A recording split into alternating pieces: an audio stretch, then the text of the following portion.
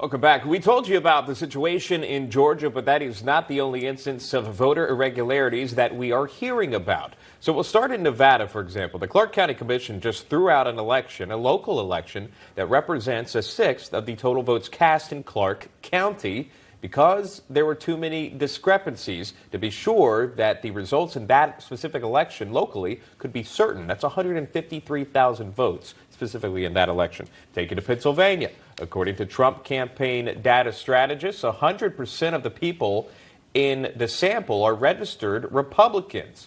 And there were 165,000 Republicans that were mailed absentee, but were not marked as returning them. So a lot to talk about here. Again, you're hearing the irregularities. What do you make of this? How far does it go?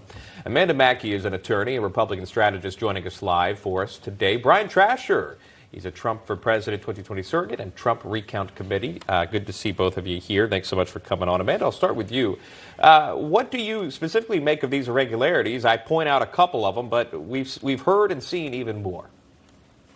Nevada, Georgia, Pennsylvania, potentially states in the Midwest like Wisconsin and Michigan. We've been hearing this for the last now 2 weeks from the Trump campaign, and this is real. We cannot ignore that these irregularities have happened. Fraud has happened. Joe Gloria, who oversees the elections in Clark County, has said that he can't tell if the county commission race really the margin of victory was valid. He may have to redo the race. One of the attorneys in that case has said 93,000 votes has potentially flooded this Clark County Commission race. And so I think it's very valid that the president is moving forward with his claims. 72 million people voted for the president, and 70% of Republicans believe that a free and fair election did not happen on November 3rd. So I think these irregularities are real. The American people deserve to know that their elections and their integrity of their vote counted. And I'm glad that we're going forward. But there's a lot to unearth here.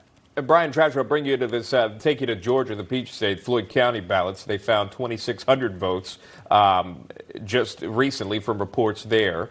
800 of those reportedly went to President Trump. But again, another sign of irregularities, and this one called out by the Secretary of State in Georgia. Yeah, Sean, and that's just one of many examples that were found throughout all of these so-called swing states that were close in the election count. But, Amanda nailed it just now, outlining the irregularities and potential fraud we've seen done manually by human beings. But now that we have seized the servers for Dominion that were over in Germany, and we're starting to get some raw data off of that, I know you guys have a huge audience now, Sean. Congratulations for that. But I want everybody to listen to me. The things that are going to come out are going to shake the globalists to their very core. And when President Trump is declared the winner of this election, what you saw last weekend in the streets, Trump supporters getting attacked in D.C., that's nothing. These people are coming for every city and every suburb, so be prepared because this is happening and you need to protect yourself. Brian, let me go back to you. You said things are going to come out. What things? Well, like I said, the servers that were seized in Germany, first of all, why are American election ballots being counted overseas? That's a question that we have to get to the bottom of.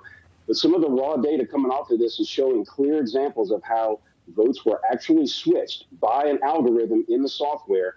It was distributed for every single votes that go one way for one candidate. They automatically add votes another way. That's why you saw even the New York Times own data tracker on election night. Within 68 seconds, President Trump went from being ahead by tens of thousands of votes, I think it was in Wisconsin, to all of a sudden being behind 10,000 votes in 68 seconds. That's a statistical anomaly. It cannot happen. So what you're pointing to specifically, you think a bombshell announcement is going to happen with Dominion voting systems, the software that was used on Dominion specifically. Is that correct? Is that what I'm reading? The fact that Dominion and Smartmatic have become household names in America is freaking the Democrats out. You can see them on Twitter. You can see the media melting down, just absolutely amplifying their false claims that there's no evidence. There's evidence that's being filed in courts all over the country. And today is the first time that we're actually going to be appearing in federal court. All these little suits that got dismissed here and there were all state courts run by Democrat hack judges. So we're about to see the real deal start, and this is going all the way in the Supreme Court, Sean. Amanda, let me bring you into that. Do you have any comment on that, what Brian just said? I think that there certainly are irregularities, and, I think that what we know is that there are ties with Dominion to very liberal and fundraisers for the Democrats. There are ties to Venezuela and Hugo Chavez. These are things that should concern every American.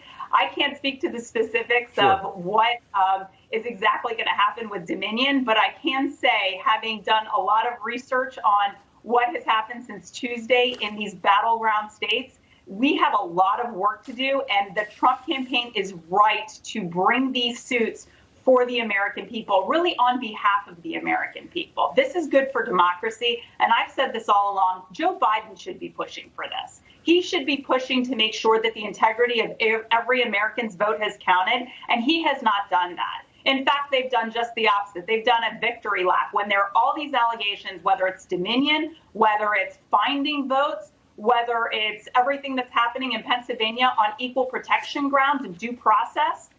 This is far from over. Well, something's got to happen this week. There's no doubt about it, one way or the other. The certification process among states begins, I believe, November 20th, and it'll move on through. So you would have to see something by then, unless it gets delayed, and this is a whole different ballgame that none of us have ever seen. Nevertheless, about a time. Amanda Mackey, good to see you. Brian Trasher, thank you so much. Always great to hear from you guys. Thank you. Still lots of questions about Dominion and the Dominion software. We're going to talk about it. Also, there's a divide in the Democratic Party. Will Speaker Pelosi remain as Speaker of the House? We'll talk about it right after this.